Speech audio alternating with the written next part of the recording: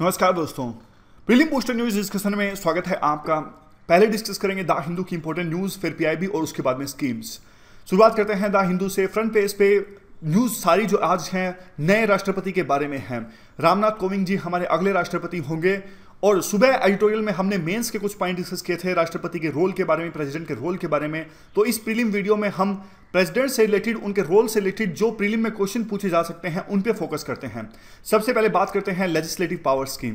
Legislative powers की बात करें तो एक प्रेसिडेंट राज्यसभा के 12 मेंबर्स की नियुक्ति कर सकता है, अपॉइंटमेंट कर सकता है, और इसके अलावा प्रेसिडेंट लोकसभा के 2 मेंबर्स अपॉइंट कर सकता है जो कि एंग्लो इंडियन होने चाहिए। और 12 मेंबर्स के लिए भी कंडीशन है। जो राज्यसभा के 12 मेंबर्स प्रेसिडेंट अपॉइंट कर सकते हैं उनके लिए कंडीशन होती है जैसे सोशल सर्विस या आर्ट से रिलेटेड इस तरह के मेंबर्स होने चाहिए। जैसे एग्जांपल के तौर पे सचिन तेंदुलकर को चुना जाना था, लेकिन इस पे कंट्रोवर्सी क्रिएट हो गई थी क्योंकि 4 जो कंडीशंस हैं उस पे खरा नहीं उतरते थे सचिन तेंदुलकर। स्पोर्ट्स कैटेगरी नहीं थी जिसके बेस पे राज्यसभा में प्रेसिडेंट किसी 12 मेंबर्स में से किसी को अपॉइंट कर सकते हैं। तो बाद में उनको हालांकि आर्ट के कैटेगरी में डाला गया और उसको अपॉइंट किया गया था सचिन तेंदुलकर को राज्यसभा के मेंबर्स के नॉमिनेटेड मेंबर्स की फॉर्म में। और 2 लोकसभा मेंबर्स, अगर लगता है राष्ट्रपति को कि एंग्लो इंडियंस को प्रॉपर रिप्रेजेंटेशन नहीं मिल पाया है लोकसभा के अंदर में, तो 2 मेंबर्स प्रेसिडेंट नॉमिनेट कर सकते हैं एंग्लो इंडियन कम्युनिटी से। इसके अलावा जो प्रेसिडेंट हैं वो कैग, यूपीएससी, फाइनेंस कमीशन, इनकी रिपोर्ट रखते हैं पार्लियामेंट के सामने, पार्लियामेंट के पटल पर। यानी कहने का क्या मतलब हुआ, कैग, यूपीएससी, फाइनेंस कमीशन ये अपनी रिपोर्ट सौंपते हैं प्रेसिडेंट को और प्रेसिडेंट इनकी रिपोर्ट आगे रखते हैं पार्लियामेंट के अंदर में। अगर एग्जीक्यूटिव की बात करें तो जो पीएम की इवन अपॉइंटमेंट है वो भी प्रेसिडेंट के द्वारा की जाती है और पीएम जो है आगे रिकमेंडेशंस देते हैं कि कौन कौन से मिनिस्टर्स उनको चाहिए अपनी काउंसिल ऑफ मिनिस्टर्स के अंदर में। बाद में पीएम यानी प्राइम मिनिस्टर की रिकमेंडेशंस के बाद में मिनिस्टर्स की नियुक्ति की जाती है प्रेसिडेंट के द्वारा। इसके अलावा और भी काफी सारी अपॉइंटमेंट प्रेसिडेंट के द्वारा की जाती है। उदाहरण के तौर पे attorney general, CAG, chief election commission, UPSC, governor, finance commission, commission of SC and ST, interstate council, duty, schedule tribe, schedule caste areas, ये सब जो काम किए जाते हैं वो प्रेसिडेंट के द्वारा किए जाते हैं।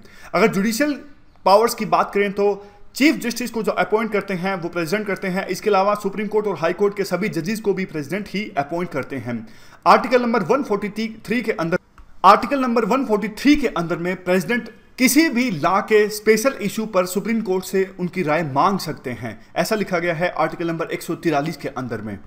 फाइनेंशियल पावर्स की बात करें तो इवन जो बजट पेश किया जाता है, कोई भी मनी बिल जो है वो पेश किया जाता है, वो प्रेसिडेंट की एसेंट के बाद ही पेश किया जाता है।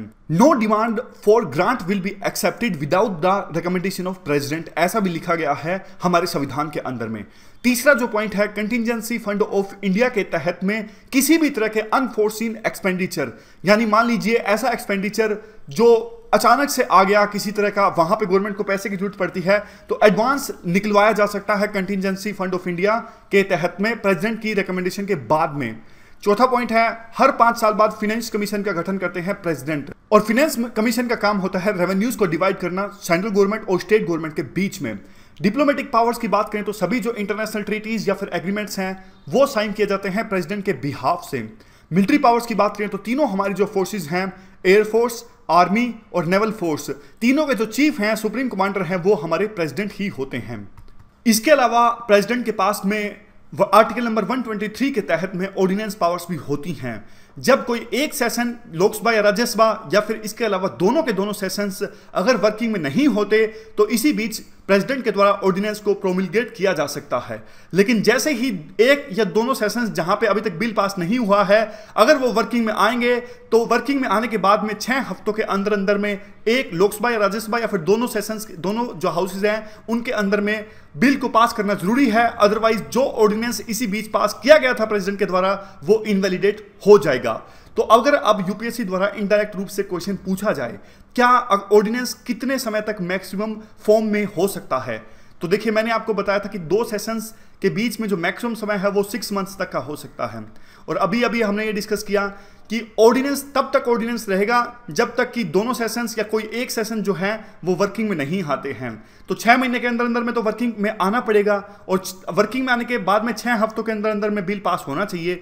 तो मैक्सिमम टाइम तक जो ऑर्डिनेंस रह सकता है 6 मंथ्स प्लस में 6 वीक्स। तो ये टेक्निकल क्वेश्चन है, याद रखिएगा 6 मंथ्स प्लस में 6 वीक्स तक ज्यादा से ज्यादा कोई ऑर्डिनेंस फॉर्म में रह सकता है, क्योंकि 6 महीने ज्यादा से ज्यादा समय है 6 महीने के बाद में तो कोई अलग जो दूसरा सेशन है वो ऑर्गेनाइज होना ही होगा, और सेशन ऑर्गेनाइज होने के बाद में 6 हफ्तों के अंदर अंदर में जिसकी वजह से ऑर्डिनेंस पास किया गया था उस बिल को पास करना ही होगा। आगे आता है आर्टिकल नंबर 111।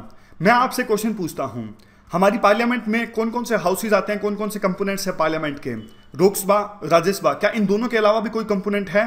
जी हां, बिल्कुल है, प्रेसिडेंट। यानी हमारे पार्लियामेंट के 3 कंपोनेंट्स मेनली होते हैं, राज्यसभा, लोकसभा और तीसरे प्रेसिडेंट भी। कोई भी बिल तब तक पास नहीं होता जब तक दोनों हाउसेज के साथ साथ प्रेसिडेंट भी उसे अपनी एसेंट ना दे दे। तो प्रेसिडेंट के पास में जब भी कोई बिल जाता है तो प्रेसिडेंट की मर्जी होती है, या तो वो उसे अपनी एसेंट दे सकते हैं या फिर बिल को लौटा सकते हैं, रिजेक्ट कर सकते हैं और कह के कि मेरे ये बिल मुझे पसंद नहीं है। लेकिन हालांकि ऐसा होता नहीं है, सिर्फ प्रैक्टिकली ऐसा बिल्कुल भी नहीं होता। प्रेसिडेंट सिर्फ बिल को रिकंसिडर करने के लिए भेज सकते हैं सिर्फ एक बार। अगर हाउस फिर से उस बिल को प्रेसिडेंट के पास में भेज देता है, पार्लियामेंट फिर से भेज देता है लोकसभा या राज्यसभा से पास होके, तो प्रेसिडेंट को दूसरी बार उस बिल को एसेंट देनी ही होगी। इसके अलावा जो प्रेसिडेंट है वो बिल को अपने पास भी रख सकते हैं कुछ समय के लिए, यानी ना तो वो हाँ कहेंगे या ना कहें। लेकिन यहां पे भी एक्सेप्शन है जिसे आपको याद रखना है। अगर कोई बिल मनी बिल है या फिर अमेंडमेंट हो रहा है कॉन्स्टिट्यूशन के अंदर में, तो इन दोनों केसेस में प्रेसिडेंट को या तो हाँ कहना पड़ेगा या फिर ना कहना पड़ेगा। ना तो आपको जैसे मैंने अभी बताया कि कहा नहीं जाता, सिर्फ कन्वेंशन के तौर पे लिख दिया गया है, लेकिन ना ऐसे प्रेसिडेंट कह नहीं सकते, हाँ ही कहना पड़ेगा उनको, क्योंकि इन दोनों केसेस में मनी बिल में और अमेंडमेंट बिल में प्रेसिडेंट जो है वो बिल को ज्यादा समय तक अपने पास नहीं रख सकते। तो वीटो पावर्स की बात करें तो 4 वीटो पावर्स हैं, मेनली 3 ही हैं। क्वालिफाइड जो वीटो है वो हमारे प्रेसिडेंट के पास में नहीं है, यूएस के प्रेसिडेंट के पास में है। एब्सोल्यूट वीटो की बात करें तो सीधा रूप से मना कर सकते हैं, जो कि अभी मैंने आपको बताया कि प्रैक्टिकली ऐसा होता नहीं है। क्वालिफाइड वीटो की बात करें तो ये हमारे संविधान में नहीं है, यूएस के संविधान में ये है। क्वालिफाइड वीटो का मतलब मैं आपको बता देता हूं। मान लीजिए जैसे यूएस के अंदर में कांग्रेस है, अगर वो कोई बिल भेजती है वहां के प्रेसिडेंट के पास में, तो वहां पे अगर प्रेसिडेंट उस बिल को रिजेक्ट कर देते हैं तो फिर से वहां की कांग्रेस यानी पार्लियामेंट दोबारा से ज्यादा मेजोरिटी के साथ में उस बिल को पास करती है, तो प्रेसिडेंट को निश्चित तौर पर उस बिल को अपनी एसेंट यानी अपनी सहमति देनी होगी। और हमारे देश में लेकिन सस्पेंसिव वीटो है। सस्पेंसिव वीटो का मतलब कि पार्लियामेंट फिर से बिल पास करके अगर ऑर्डिनरी मेजोरिटी के साथ में प्रेसिडेंट को भेजते हैं तो प्रेसिडेंट को वो रिकंसिडर करना होगा और एसेंट अपनी देनी होगी। पॉकेट वीटो का मतलब होता है ना हाँ या ना, प्रेसिडेंट जो मामला है वो लटका के रखें अपने पास में, क्योंकि हमारे संविधान में कोई ऐसी टाइमलाइन नहीं दी गई है जिस उस टाइमलाइन के अंदर में हमारे प्रेसिडेंट को सहमति देनी है बिल पे, या तो हाँ कहना है या ना कहना है। तो पॉकेट वीटो का मतलब इशू को लटका के रखना, जो कि अपने आप में काफी बड़ी पावर है। आगे हाउस के voting procedures, leader of opposition, इनके बारे में आज काफी कुछ प्रकाशित हुआ है, क्योंकि पंजाब में भी लीडर ऑफ अपोजिशन का इशू था। तो थोड़ा पोटेंशियल बेसिक क्वेश्चंस हम डिस्कस कर लेते हैं। कोरम क्या होता है?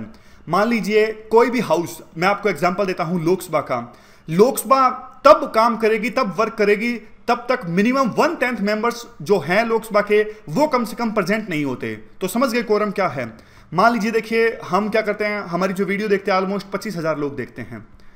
तो कोरम अगर मैं कहूं तो क्या होगा, अगर कम से कम 2500 लोग वीडियो देखेंगे तो जाके वीडियो बनेगी, नहीं तो नहीं बनेगी, तो कोरम होगा ये। ठीक उसी प्रकार से अगर 545 मेंबर्स की लोकसभा है तो कम से कम 1/10, 545 का 1/10 कितना होगा? 55। अगर 55 मेंबर्स कम से कम संसद में मौजूद होंगे लोकसभा के अंदर में, तब लोकसभा काम करेगी, डिबेट करेगी, जो भी लोकसभा का काम होता है। अदरवाइज अपना काम नहीं करेगी, छुट्टी, घर जाओ। तो ये होता है कोरम। ऐसे ही अलग अलग विधानसभा के लिए भी अलग होता है, राज्यसभा के लिए भी अलग होता है। वोटिंग हाउस के अंदर में लेम डक सेशन क्या होता है? लेम डक सेशन होता है कि देखिए मान लीजिए 14वीं लोकसभा है, 14वीं लोकसभा खत्म होने वाली है, 15वीं लोकसभा के इलेक्शंस हो चुके हैं, नई पार्टी जीत के आ चुकी है, लेकिन 14वीं लोकसभा के कुछ मेंबर्स ऐसे हैं जो कि जीत के नहीं आए, यानी वो 15वीं लोकसभा में नहीं होंगे। तो लास्ट सेशन आयोजित हुआ है 14वीं लोकसभा का, लेकिन 15वीं लोकसभा के रिजल्ट ऑलरेडी आ चुके हैं और पता लग गया कि 15वीं लोकसभा में कौन कौन से सदस्य होंगे। तो 14वीं लोकसभा के लास्ट सेशन को कहा जाएगा लैम डक सेशन, और वो सदस्य 14वीं लोकसभा के जो 15वीं लोकसभा में नहीं होंगे उनको कहा जाता है लैम डक्स। आगे लीडर ऑफ अपोजिशन के बारे में थोड़ी सी न्यूज है। लीडर ऑफ अपोजिशन होता है जो 10%, देखिए मान लीजिए बीजेपी की आज सरकार है, तो विरोधी पार्टियों में से जिस पार्टी के पास में सबसे ज्यादा सीट्स हैं उस पार्टी का नेता बनेगा लीडर ऑफ अपोजिशन। लेकिन एक कंडीशन है, क्या? अपोजिशन पार्टीज में जो सबसे बड़ी पार्टी है उसकी लोकसभा की 10% सीट्स कम से कम होनी चाहिए। तो कांग्रेस की सीट आई, अभी 44 सीट्स आई थी। तो जैसा मैंने आपको बताया कि लीडर ऑफ अपोजिशन चुने जाने के लिए जो सबसे बड़ी अपोजिशन पार्टी है उसकी कम से कम 10% से ज़्यादा सीट होनी चाहिए, यानी 55 सीट से ज़्यादा होनी चाहिए थी। यानी जो अभी हमारे मल्लिकार्जुन खड़गे हैं वो लीडर ऑफ अपोजिशन नहीं है, लेकिन एक दर्जा प्राप्त है। जो काम होते हैं लीडर ऑफ अपोजिशन के वो ये करते हैं। और काफ़ी बार ये इशू आता है। क्यों आता है? काफ़ी सारी ऐसी अपॉइंटमेंट होती हैं, जैसे कि सीबीआई के जो नियुक्ति होती है, डायरेक्टर की अपॉइंटमेंट होती है, 3 सदस्यों का पैनल सीबीआई के डायरेक्टर्स की अपॉइंटमेंट करता है। और भी काफ़ी सारी अपॉइंटमेंट्स, जैसे कि सीवीसी के डायरेक्टर की अपॉइंटमेंट, सीआईसी के डायरेक्टर की अपॉइंटमेंट, सब में लीडर ऑफ अपोजिशन जरूर होते हैं। तो फिर इससे क्या होता है कि अगर लीडर ऑफ अपोजिशन है ही नहीं तो कैसे चुना जाएगा उन डायरेक्टर्स को? लोकपाल की जो अभी तक अपॉइंटमेंट नहीं हुई है उसका कारण एक ये भी दिया जाता है। व्हीप क्या होता है? व्हीप का काम होता है जो फ्लोर पे मैनेजमेंट को अरेंज करना, यानी सारे जो किसी पार्टी के सदस्य हैं उनकी प्रेजेंस को इंश्योर करना, और किस पार्टी की तरफ में अगर कोई रेजोल्यूशन है तो उसके पक्ष में वोट करना है या विपक्ष में, इन सब चीज़ों को एश्योरेंस लेता है, यानी इंश्योर करता है। उसका नाम होता है व्हीप। और पार्टी के जो मेंबर्स होते हैं, यानी जो मेंबर ऑफ पार्लियामेंट या फिर एमएलए हैं, उनको मैंडेटरी रूप से विहिप की बात माननी पड़ेगी। अगर वो विहिप की बात नहीं मानते हैं तो इसका मतलब उनके खिलाफ में डिसिप्लिनरी यानी अनुशासन की जो कार्रवाई है वो की जा सकती है। आगे आज पीआईबी में देख लेते हैं कौन कौन सी न्यूज इंपॉर्टेंट है। पीआईबी की न्यूज की बात करें तो सबसे पहले आता है MOC in respect of tax matters between India and BRICS countries. एक मेमोरेंडम ऑफ कोऑपरेशन साइन किया गया टैक्स मैटर से रिलेटेड डिफरेंट ब्रिक्स कंट्रीज के बीच में। टैक्स रिलेटेड इंफॉर्मेशन शेयर करेंगे, रेवेन्यू रिलेटेड मैटर्स पे कोऑपरेट करेंगे। तो ये सारे चीज़ों को लेके एग्रीमेंट साइन हुआ है।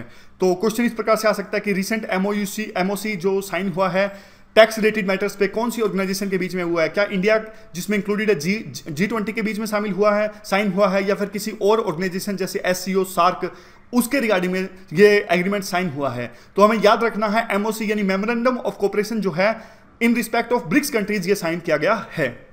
अगली पीआईबी में न्यूज है IDRAI के बारे में। IRDAI यानी insurance regulatory and development authority of India 1999। ये एक ऑटोनोमस स्टैट्यूटरी एजेंसी है। स्टैट्यूटरी एजेंसी मतलब पार्लियामेंट के एक एक्ट जिसका नाम है insurance regulatory and development authority of India, इस एक्ट के अंदर में इसे बनाया गया है। कंपोजिशन की बात करें तो 10 मेंबर्स हो सकते हैं इस बॉडी में, एक चेयरमैन प्लस में 9 मेंबर्स। चेयरमैन के कार्यकाल की बात करें तो 5 साल या फिर 65 ईयर्स, जो भी जल्दी हो जाए, या तो अगर 65 साल की उम्र पूरी हो गई तब उनका कार्यकाल समाप्त हो जाएगा, या फिर अगर 5 साल पूरे हो गए तो भी उनका कार्यकाल समाप्त हो जाएगा। इसके अलावा बात करें तो 5 फुल टाइम मेंबर्स हो सकते हैं और 4 पार्ट टाइम मेंबर्स हो सकते हैं। इनका कार्यकाल कितना रहेगा? 5 ईयर्स या फिर 62 ईयर्स। जोन सा इन दोनों में से जल्दी आ जाए, या तो 62 ईयर्स की उम्र हो जाए या फिर कार्यकाल को 5 साल पूरे हो जाए तो उनको इस्तीफा देना पड़ेगा, रिटायरमेंट उनकी होगी। फंक्शंस की क्या बात करें? फंक्शंस में तो देखिए सिंपल चीजें होती हैं।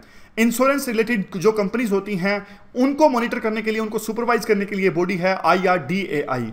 जैसे कई बार जो इंश्योरेंस कंपनीज हैं वो कस्टमर्स के साथ में काफ़ी वादे करती हैं, बाद में उन वादों को वो गलत इस्तेमाल ना करें और जो भी उन्होंने कमिटमेंट्स की हैं कस्टमर्स के साथ में वो उन कमिटमेंट्स को पूरा करें।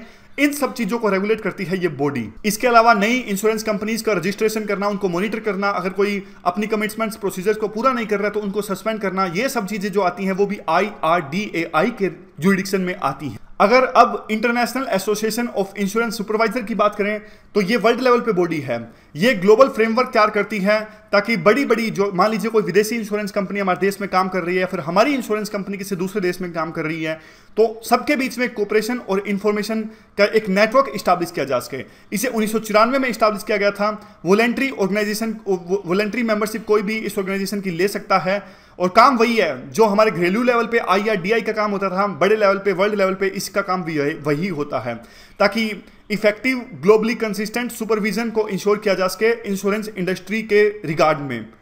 तो ये थोड़ी सी बॉडी है जिसका नाम है international association of insurance supervisors. आगे है inland waterway authority of India. Context क्या है? देखिए, इंटरनेशनल वाटरवे ऑफ इंडिया जो है वो 27 अक्टूबर 1986 को फॉर्म में आया था। किस लिए आया था? रेगुलेशन और डेवलपमेंट के लिए। जो हमारे देश में इनलैंड वाटरवेज हैं उनके डेवलपमेंट और रेगुलेशन के लिए ये जो अथॉरिटी है प्राइमरी वही प्रोजेक्ट लेती है जो कि इंटरनल वाटरवे से रिलेटेड होते हैं। इसका जो हेडक्वार्टर है वो नोएडा के अंदर में है, वैसे रीजनल हेडक्वार्टर्स काफ़ी ज़्यादा हैं। मिनिस्ट्री ऑफ शिपिंग के अंदर में ये बॉडी आती हैं।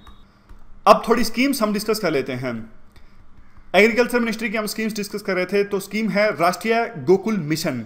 राष्ट्रीय गोकुल मिशन लॉन्च किया गया है, जो हमारी इंडिजिनियस ब्रीड्स हैं यानी घरेलू ब्रीड्स हैं कैटल की, उनको कंजर्व करने के लिए साइंटिफिक मैनर से उनकी अच्छे से ब्रीडिंग करवाई जाती है बेस्ट रूप से, और उसके अलावा जो भी ब्रीड है उसको सहेज कर रखा जाता है। और इस स्कीम के अंदर में गोकुल ग्राम्स भी बनाए जाएंगे। गोकुल ग्राम्स क्या करेंगे, ये इंटीग्रेटेड कैटल डेवलपमेंट सेंटर्स होंगे और जिसमें से 40 नॉन डिस्क्रिप्ट ब्रीड्स को तैयार किया जाएगा। तो 500 करोड़ गवर्नमेंट ने एलोकेट किए थे इस स्कीम के लिए, जिसका नाम है राष्ट्रीय Gokul mission. 12th 5 year plans के आखिरी 3 सालों में यह काम होना था, जिसके लिए 500 करोड़ एलोकेट किए गए थे। आगे क्या है, आगे ये सारी चीजें हैं जैसे डेवलपमेंट एंड कंजर्वेशन करना घरेलू ब्रीड्स की, और इंप्रूवमेंट प्रोग्राम भी चलाना घरेलू ब्रीड्स के लिए, मिल्क में प्रोडक्शन, प्रोडक्टिविटी में प्रोडक्शन, ये सारी जो ब्रीड्स के टाइप्स हैं जैसे गिर, साहिवाल, राठी, डियोनी, थार पारकर, रेड सिंधी, इन सब की तरफ ध्यान दिया जा रहा है। और these free high genetic merit bulls for natural service भी प्रोवाइड किए जा रहे हैं। आगे है कृषि डाक। कृषि डाक का क्या काम होगा, देखिए IARI यानी इंडियन एग्रीकल्चर रिसर्च इंस्टीट्यूट, इन्होंने ये नोवल स्कीम बनाई थी, यानी जो दूर दराज के हमारे इलाके हैं वहां पे बीज की अच्छी वैरायटीज प्रोवाइड करने के लिए पोस्टमैन यानी डाकियों की सहायता ली जा रही थी, ताकि जब डाकिये डाक देने जाते हैं, पोस्ट को डिलीवर करने जाते हैं, वहां पे वो दूर दराज के किसानों को अच्छी क्वालिटी के बीज भी डिलीवर किए जा सकें। तो पहले 100 डिस्ट्रिक्ट में चलाई गई थी स्कीम 14 स्टेट्स के अंदर में, जिसका नाम है जो चूज किए थे कृषि विज्ञान केंद्र ने। तो किसानों को बीज भेजे जाते थे, मोटो था less land less time more crop. तो ये स्कीम का नाम है कृषि डाक। तो क्वेश्चंस डिस्कस कर लेते हैं, कौन से आपको अटेम्प्ट करने हैं। फेसबुक पे डाल दें, आज तो आप फेसबुक पे आंसर कर सकते हो और जल्द से जल्द हमारी वेबसाइट काम करने लगेगी। NCLAT के बारे में आपको आंसर देना है, कौन सी बॉडी है ये, स्टैचुटरी बॉडी है, क्वासी जुडिशियल है या फिर एग्जीक्यूटिव बॉडी है, और कौन से एक्ट के अंदर में इसे बनाया गया था। मिनिस्टर्स के रिगार्डिंग में आपको बताना है कौन कौन सी रिस्पॉन्सिबिलिटीज होती हैं, किसके अकाउंटेबल होते हैं मिनिस्टर्स। QCI यानी क्वालिटी काउंसिल ऑफ इंडिया के बारे में भी आपको बताना है, कौन सी मिनिस्ट्री के अंदर में आती है, काम क्या होता है क्वालिटी काउंसिल ऑफ इंडिया का। फेम इंडिया स्कीम कौन सी मिनिस्ट्री के अंदर में आती है और क्या मेनली कौन सा ऑब्जेक्टिव है। उसके बाद में जीरो आवर की इन्वेंशन किसने की थी, क्या हमारे संविधान में मेंशन्ड है जीरो आवर, अगर नहीं तो इसका काम क्या होता है। तो ये सब क्वेश्चंस का आपको आंसर देना है। अगर रिकैप करें तो स्कीम्स डिस्कस की आज हमने 2, राष्ट्रीय गोकुल मिशन और कृषि डाक। उसके अलावा द हिंदू डिस्कस किया हमने, प्रेसिडेंट की पावर्स आर्टिकल नंबर 100 डिस्कस किया, और PIB का हमने डिस्कस किया, MOC in respect of tax matters authority of India IDRAID के बारे में डिस्कस किया, international association of insurance supervisor discuss किया, और inland waterways authority of India भी डिस्कस किया। तो आज के डिस्कशन में बस इतना ही। Thank you very much for discussion.